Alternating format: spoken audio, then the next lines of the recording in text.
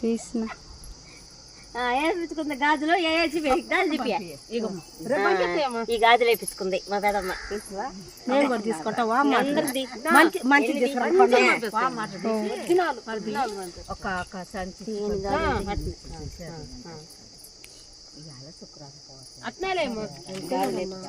తీసుకుంటున్నాం అన్నమాట. ఎన్ని ఉన్నాయి ఎప్పుడు నా ఏడండి పండమ్మా నేను తీసుకురాలే కాటికాయలు గారు ఉండే కాలు తీసి పెట్టలేకపోతుంటే ఏం తెచ్చుకునేవి పిల్లల గాజులు ఏంటిది ఫోన్లు అన్నీ.